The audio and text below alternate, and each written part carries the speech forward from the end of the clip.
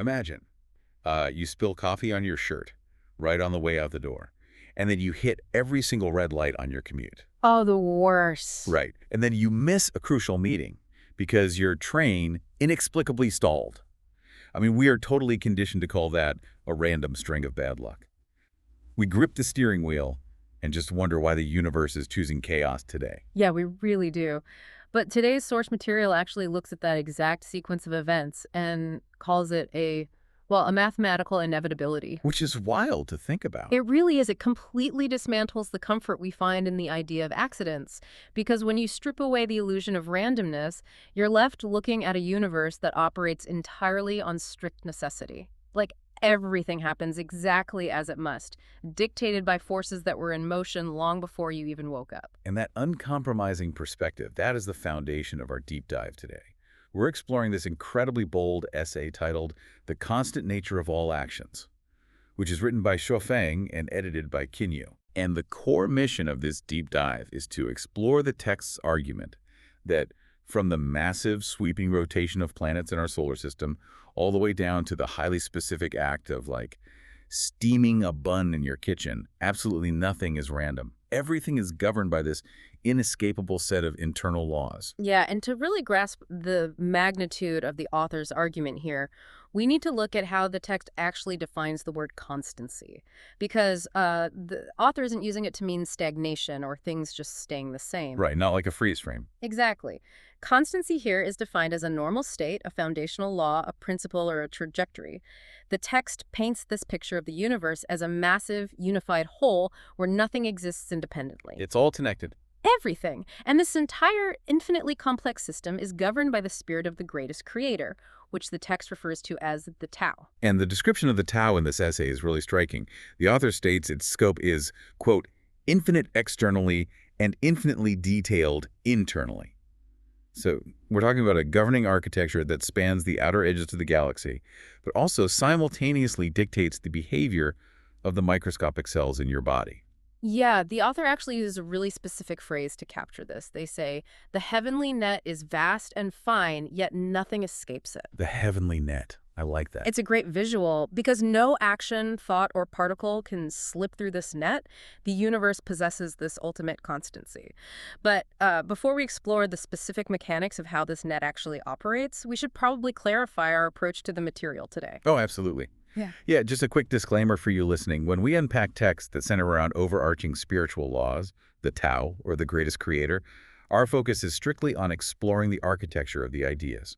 We are just here to impartially report on the author's worldview. Right. We're looking objectively at the logic the author presents, rather than endorsing any specific religious or ideological stance. Exactly. We just want to understand how the author builds this argument.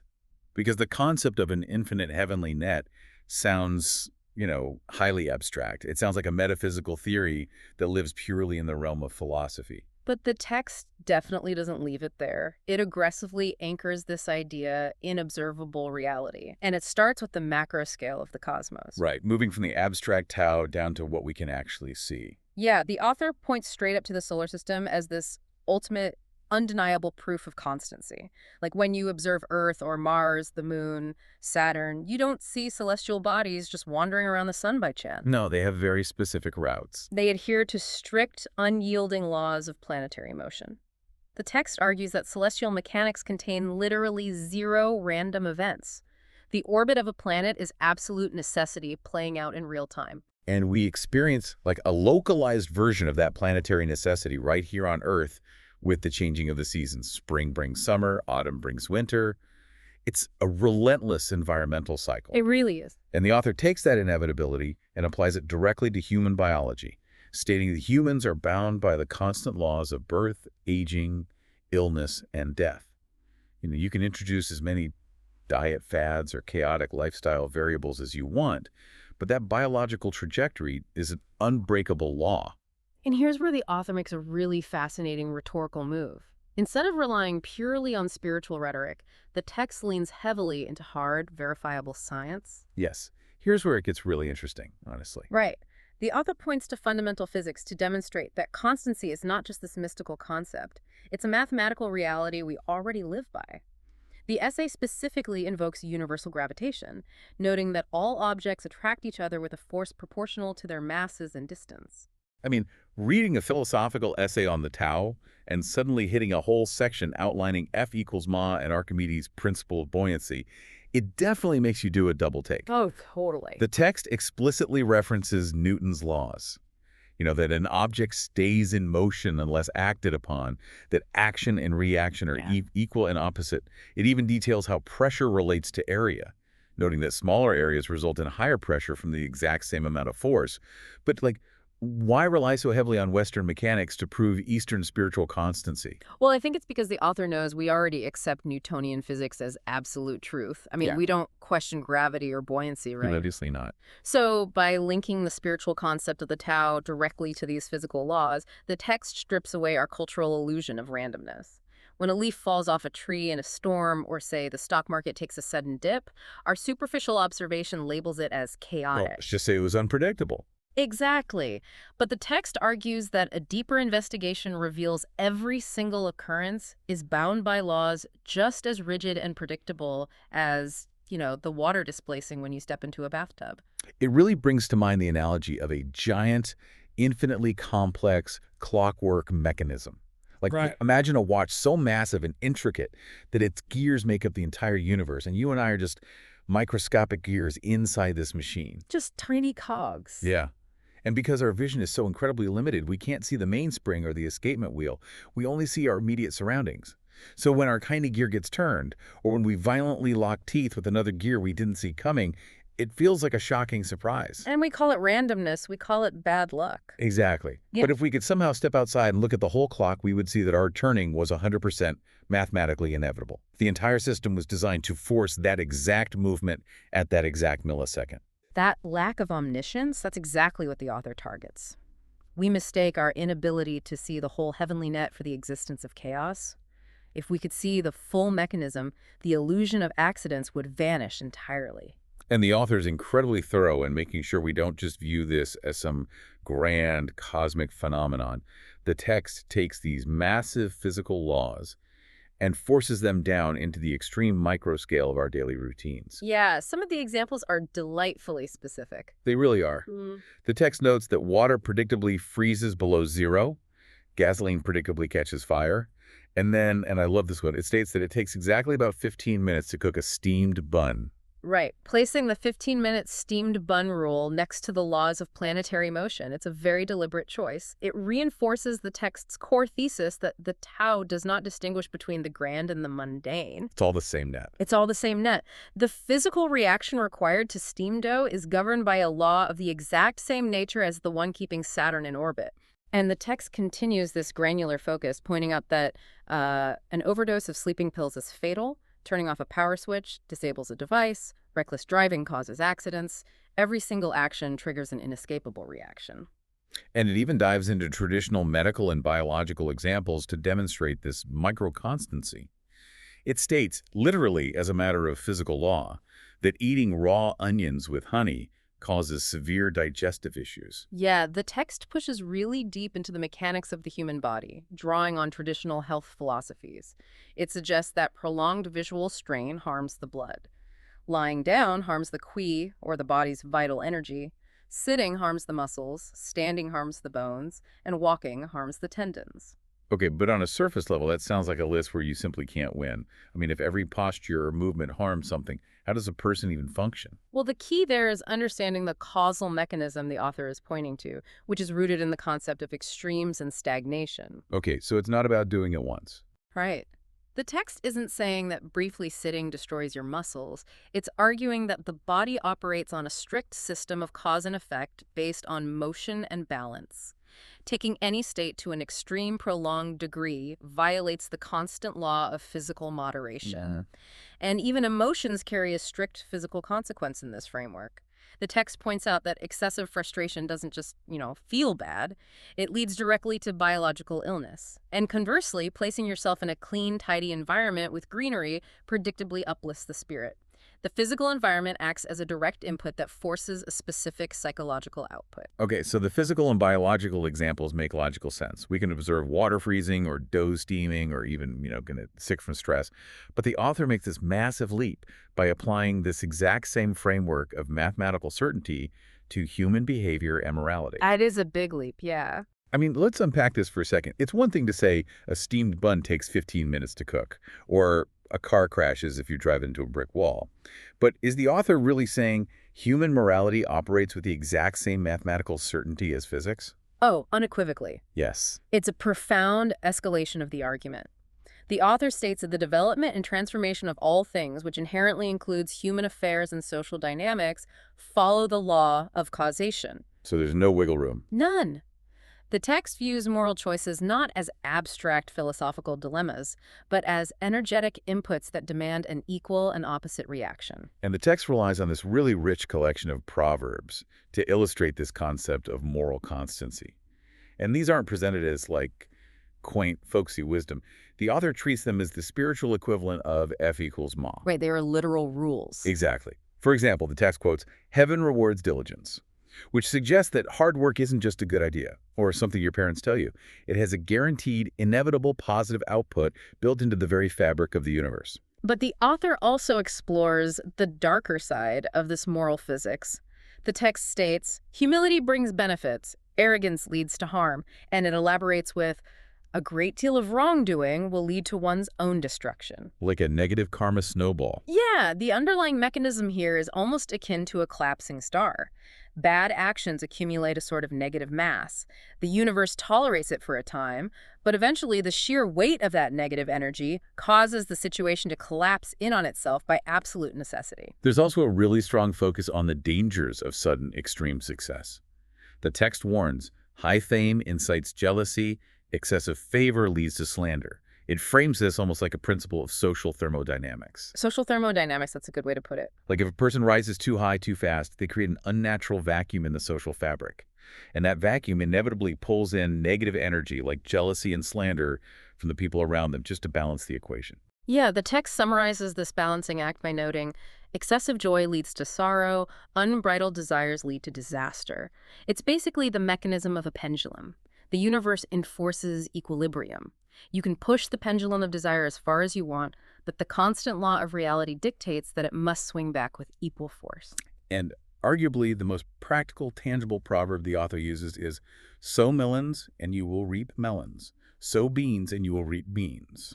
This agricultural metaphor is essentially used to explain the entirety of human experience. And if you, as the listener, apply this framework to your own life, it completely shifts how you view your current circumstances. The text is telling you that your personal misfortunes, your sudden financial stresses, or even your unexpected career successes, they were not random events dealt by a chaotic world. Right. They are the inevitable harvest of the actions, the behavioral seeds that you planted months or years ago, operating under a law just as real as buoyancy. It totally removes the concept of being a victim of circumstance. If you're experiencing a harvest of, say, workplace drama, the law of constancy argues you planted those specific beans. You planted the drama beans. Exactly. And the text underscores this inevitable progression by stating, constant dripping wears away the stone, fruits ripen and fall off the stem. It treats human virtues, like absolute sincerity, as tangible forces that can literally shape metal and stone over time. Now, this deeply deterministic view, this insistence that every single aspect of reality is locked in a strict chain of cause and effect, it inevitably collides with opposing philosophical schools. And the author does not shy away from this conflict. Yeah, he goes right for it. He really does. He chooses to take on one of the foundational teachings of Buddhism directly. Yeah, the text explicitly attacks the Buddhist teaching that all things are impermanent. The author characterizes this deeply entrenched philosophy as a misconception that has basically misled people for thousands of years. And again, just as a reminder, we are imparting the author's critique here, not validating it. Right, right. And to understand why the author attacks a concept as revered as impermanence, we have to look at the structural threat it poses to the essay's entire worldview. Because they can't both be true. Exactly. For Su Feng, constancy is the foundational glue of existence. If the universe were truly impermanent, if it were constantly shifting without any underlying permanent rules governing those changes, Existence would just devolve into terrifying chaos. And the author asks this whole series of rhetorical questions to expose the logical flaws of impermanence, at least from his perspective. The text asks, if all things were truly impermanent, what would happen to the concept of human cultivation? Right. Like if you spend the morning building a foundation, whether that's studying a new skill or literally pouring concrete for a house, and the underlying laws of reality are impermanent, that foundation could just randomly vanish by the afternoon. Yeah, the author is pointing out that any form of progress, physical or spiritual, requires a stable platform. You cannot construct anything meaningful if the laws of physics or the laws of cause and effect might just change their mind tomorrow. The essay also points out that even basic survival requires constancy. Like, how could we have weather forecasts if there were no permanent underlying rules driving atmospheric pressure? What could science even explore? Exactly. Science itself is predicated on the universe being a predictable mechanism. If you mix two chemicals today and get a specific reaction, the entire scientific method relies on the constancy that those same chemicals will react the exact same way a decade from now. And the author returns to that agricultural metaphor to really cement this point. When a farmer plants seeds in the spring, they do so with the absolute mathematical expectation of a harvest in the autumn. If the nature of reality lacked rules and was truly impermanent, you can never trust the soil. The ground might arbitrarily decide to turn your seeds into ash. The mere fact that agriculture works is proof of constancy. The fascinating part of this critique to me, though, is how the author turns the logic of impermanence against spiritual beliefs themselves. Oh, this part is so clever. It is. The text quotes the common spiritual axiom, good deeds bring good results and evil deeds bring evil results. And the author argues that the very concept of karma, or moral retribution, relies 100% on strict, unbreakable rules. It is a devastatingly effective logical trap. If everything is impermanent, where does the guarantee of moral retribution come from? Right. Who is keeping score? Exactly. To ensure that a specific good deed is rewarded with a specific positive outcome requires a permanent, unchanging ledger. You need a constant system of moral physics to enforce the return on investment. The author essentially claims you cannot believe in the law of cause and effect while simultaneously believing the universe is inherently impermanent. The two ideas just destroy each other. Okay, but this insistence on absolute constant rules, it does leave a pretty massive glaring hole in the argument. I mean, how does this text account for the wildly unpredictable, chaotic disasters that shape our world? Right, the chaos. Yeah. We see massive, unprecedented shifts in global markets, sudden catastrophic weather events, social upheavals that literally no expert predicted. If everything is following a strict rule, how does a chaotic butterfly effect fit into a universe of strict, unchanging laws? It's a great question, and the text actually anticipates this exact objection. To bridge the gap between constant macro laws and unpredictable microchaos, the author introduces the concept of a holographic universe. Now, the term holographic usually makes people think of science fiction, Star Trek or whatever. But in physics and philosophy, it means something very specific. Yes. Think of a physical holographic plate, like a piece of glass with a 3D image burned into it. If you drop that plate and it shatters into 100 tiny shards, you don't just get a piece of an eye or a fragment of a hand in each shard. Every single tiny, broken fragment still contains the entire, complete 3D image. The author applies this mechanism to reality itself. Every microscopic, seemingly chaotic action, a leaf falling, a sudden gust of wind, contains the entirety of the Tao's overarching laws within it. The text acknowledges that chaotic phenomena happen, but frames them through two famous metaphors. The text brings up the proverb of the straw that broke the camel's back. And it also directly references the ultimate symbol of unpredictability in chaos theory, the butterfly effect. The concept that a single butterfly flapping its wings in Alaska can initiate a chain reaction that causes a massive storm thousands of miles away at the Cape of Good Hope. Okay, but this is where I really have to push back against the author's logic, because the butterfly effect is literally the poster child for disproportionate chaos. The whole point of theory is that a microscopic random input creates a massive unpredictable output that defies standard linear modeling. That's how we usually interpret it, yes. So how can a text argue for strict, unchanging, constant laws, and in the next breath, use an Alaskan butterfly, causing a hurricane to prove its point? It feels like a massive contradiction. It does feel like a contradiction, at least until the author explains the mechanism of saturation and critical junctures of qualitative change. The text argues that we misinterpret these chaotic events because we only look at the final catalyst. Okay, so let's trace that logic with the camel's back. Sure. When the final straw is placed on the camel, the back breaks. We call that chaotic or disproportionate because a nearly weightless piece of straw caused a catastrophic structural failure. Right. But the author argues that the final straw did not break the rules of physics. The underlying laws of load-bearing capacity and bone density were constantly, reliably at work the entire time the previous thousands of pounds of gear were being loaded. So the straw didn't act randomly. It acted as the mathematical tipping point. Exactly. The situation reached a threshold of saturation, forcing a qualitative change, which in this case is the breaking of the bone dictated entirely by constant physical laws. And so the exact same logic governs the butterfly. The devastating storm at the Cape of Good Hope is not a random accident magically summoned by an insect. It is the necessary result of an unimaginably complex web of atmospheric pressure, temperature differentials, and wind currents all interacting over time. Yes. The text is arguing that just because the math is too complex for human beings or even supercomputers to calculate, that doesn't mean the math doesn't exist. Right. Even when a billion unknown factors are colliding to create a hurricane, every single molecule of air is moving exactly as it is forced to move by the laws of thermodynamics. The heavenly net is vast and fine, yet nothing escapes it.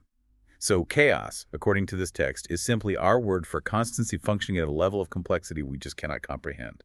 The butterfly's wing flap was predetermined by the conditions before it, just as the storm was predetermined by the conditions after it. Beautifully said. This text essentially presents a grand, unifying theory of inevitability. From the mathematical certainty of Mars orbiting the Sun to the chemical necessity of a 15-minute steamed bun. It demands we view the social physics of human arrogance right alongside the biological limits of a camel's spine, insisting that true randomness is a comforting fiction. Every single effect is locked inside an inescapable system of constant laws. And, for anyone navigating our current age of intense information overload, this abstract philosophical text actually offers a highly practical reframing of daily life. I mean, the modern world often feels hopelessly chaotic and just overwhelmingly random. Constantly. But if you view your surroundings through the lens of this essay, you stop seeing a series of hostile accidents waiting to derail you. You start seeing a system of predictable, constant laws. Understanding that the universe operates as a clockwork mechanism gives you a profound sense of agency, ironically. It reminds you that the actions you take today are the seeds that absolutely guarantee your harvest tomorrow. You stop fighting the illusion of chaos, and you start learning how to work within the rules of the mechanism. It's a really powerful way to reclaim your focus. But as you continue with your day, hopefully navigating the constant laws of traffic and coffee cups with ease, consider the ultimate implication of this heavenly net. It's a big one. It is. If every single effect in the universe is contained within these strict pre-existing laws, if the weather, the planetary orbits, and even the emotional consequences of our moral actions are all predetermined by an unbreakable chain of cause and effect, does human free will actually exist? Or is our deep-seated feeling of making a spontaneous, independent choice simply just another invisible law of constancy, quietly playing itself out in the machinery of our minds?